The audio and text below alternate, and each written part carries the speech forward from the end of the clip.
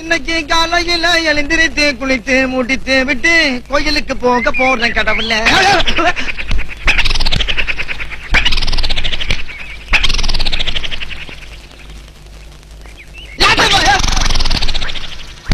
என்ன என்னங்கடா?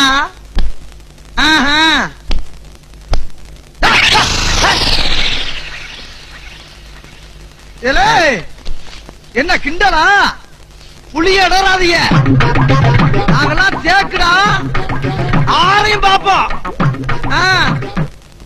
பழைய வெள்ளையத்தேவா பாஞ்சாலம் குறிச்சியில் வெள்ளையனா மெச்சினேன் வீராங்கனா மெச்சினேன்.